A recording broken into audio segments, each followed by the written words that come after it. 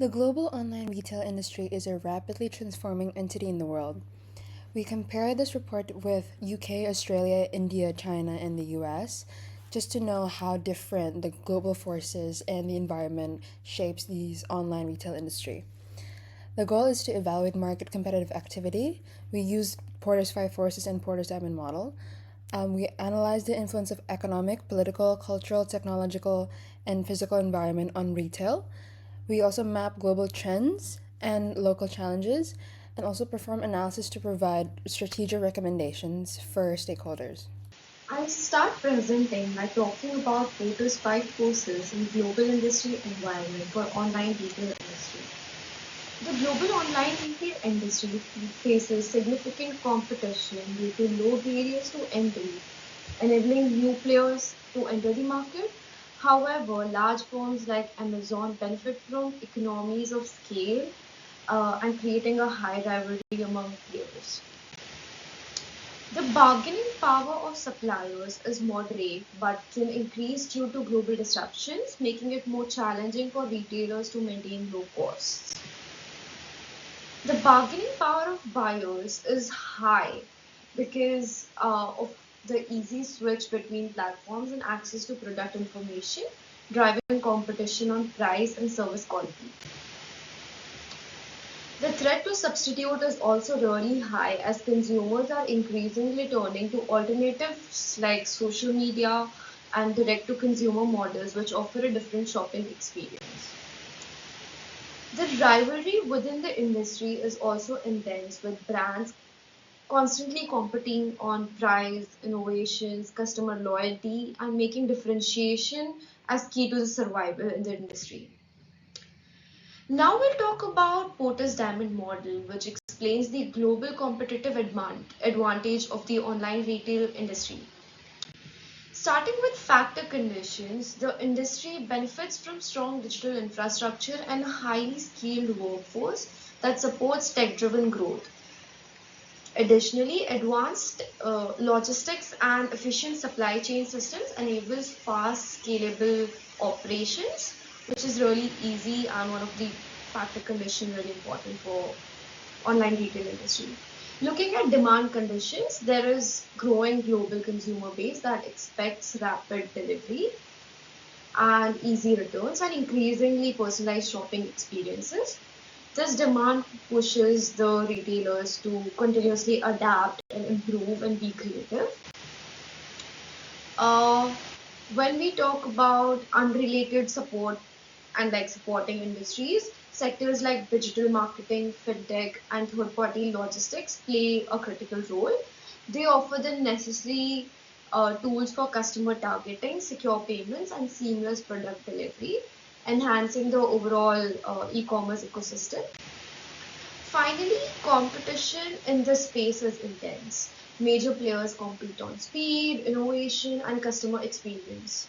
Global retailers are also leveraging the local insights to tailor their offerings, combining global reach with local adaptation and needing to local to stay ahead of everyone in the online retail industry. For the socioeconomic environment, in the UK, there's a fast growing GDP, a high disposable income, and increased mobile shopping, especially in Gen Z and urban areas, but there's a digital gap in rural areas. In Australia, there's a high income, people are tech savvy, there's a growing buy now, pay later usage, but there's a high cost of living and high delivery cost to rural areas. In China, there's a strong middle class contribution to online retail, and there's a high smartphone penetration of 60% people shop online. There's a nationwide prominent logistics innovation, and there's rapid income growth. In India, there's economic inequality, but there's a fast growing GDP, and the youth population is boosting online retail. And lastly, in the USA, there's a high GDP per capita, there's a strong digital infrastructure, and people are tech savvy, but inflation or recession affects consumer purchases. Technology is one of the biggest reasons online retail has exploded worldwide. But what's interesting is how differently it's used depending on where you are. In countries like US or parts of Europe, big retailers like Amazon and Shopify use AI to show you exactly what you want before you even finish typing. It's all about faster checkouts and personalized experiences. In fact, according to IBIS World, Amazon's AI has helped cut checkout time by around 220%. Now, if you look at India or Southeast Asia, it's a whole different story. Here, online shopping is almost completely mobile first. People are buying through apps like Flipkart, Shopee, or even WhatsApp. According to Statista, in India, over 95% of the e commerce traffic comes from mobile phones. Then we have China, which is way ahead and is the live stream shopping. Like on TikTok, people shop while watching influencers sell products live. This brings in more than $200 billion a year. We're also seeing cool tech like AR being used by brands like IKEA and Lenskart, so customers can try furniture or glasses at home before buying. So, overall, while technology is powering online retail around the world, the way it is used really depends on each country's habits, infrastructure, and innovation level. That's what we looked at in week 8, where we explored how tech spreads and evolves in different markets. Even though online shopping feels like it happens in the cloud, the real world still plays a big role, especially when it comes to how things are getting delivered. In busy cities like New York, London, or Shanghai, companies like Amazon or JD.com have huge warehouses close to the city. This means super fast, often same day delivery. But in remote rural areas like parts of India or regional Australia, it is a different story. Roads aren't always great, and it makes the deliveries cost more, and it even takes longer for the packages to reach the people. Now, let's talk about sustainability, something the customers care about more than ever. In Australia, around 61% of the shoppers want eco friendly shipping. And honestly, with all the plastic, packaging, and delivery vans, online shopping can have a big environmental impact. To fix this, companies are stepping up. Amazon is testing EV vans and drone deliveries in UK. IKEA wants to go 100% electric for deliveries in Europe by 2025. And Flipkart in India has launched its own EV delivery fleet last year in 2024. So, even in the digital world, what happens on ground, the roads, the warehouses, and the delivery systems matters a lot. That connects us with week 7, where we looked at how geography, infrastructure, and environment affect global businesses.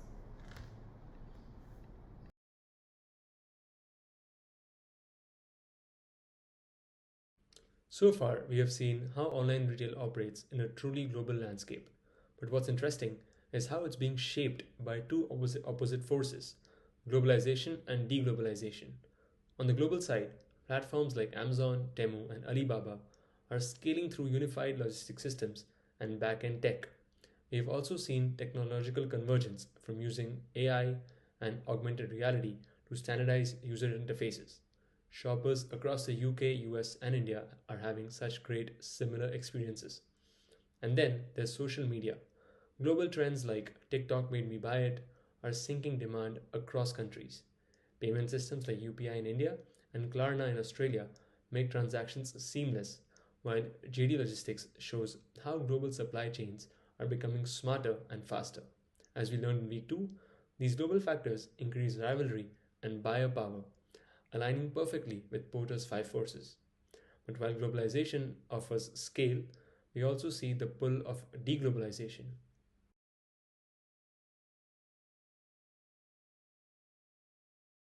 Deglobalization has been driven by shocks like COVID, trade tensions, and growing protectionism.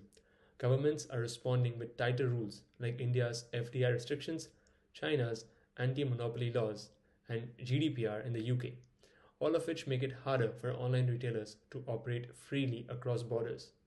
Beyond regulation, consumer expectations also differ. For instance, shoppers in India expect Diwali campaigns, while in the Middle East it's Ramadan, and in the UK there's a strong demand for ethically sourced products. And then there's infrastructure. It's not equal everywhere.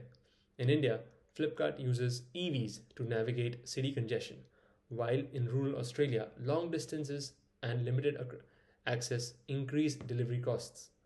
This ties back to what we explored in week 5, where political changes create regulatory complexity and higher entry barriers. And in response, companies are finding a middle ground through globalization.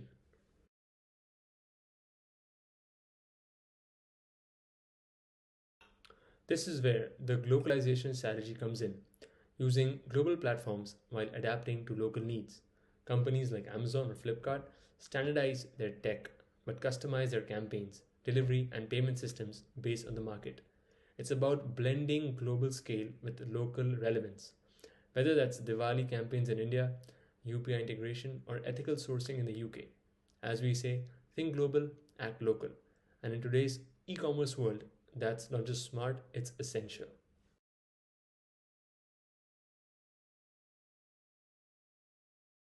Let me now bring it all together with how our team integrated key frameworks from week 1 to 8.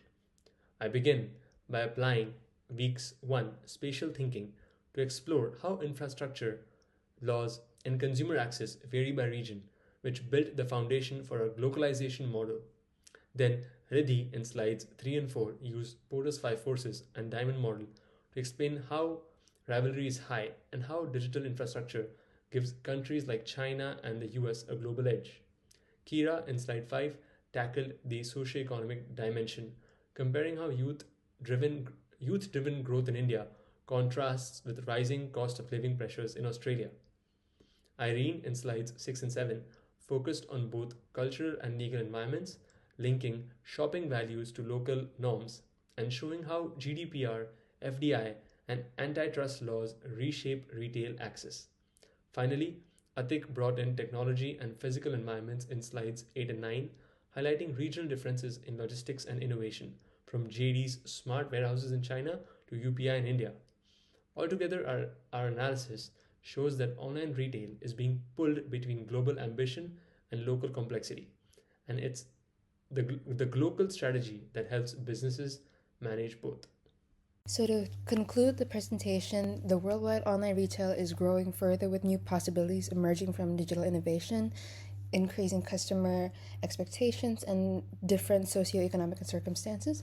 But there are challenges, including regulation, inflation, infrastructure gaps, and competition. So, to tackle that, we have strategic recommendations. Firstly, it's the localization with global awareness, basically to customize everything into local preferences but still align with global trends and goals. There's invest in mobile innovations such as AI personalization and also mobile only promotions where you can only get promotions if you shop online. And there's strengthen rural and regional access, especially in Australia and India. The delivery infrastructure is still underdeveloped in rural areas. And then there's adopt flexible pricing and payment models, seamless mobile payments such as Apple Pay or PayPal, BNPL option, and also dynamic pricing. There's also enhanced trust and compliance. The data privacy is very important, and cybersecurity is important in online retail, and because companies has to be more transparent of data usage and why they ask for them. And lastly, leverage social and influencer commerce, such as UGC or user generated content. Partner with region specific influencers just so the region will listen to the voices more, and also integrate shopping features into platforms like how Instagram and Facebook and Pinterest have done.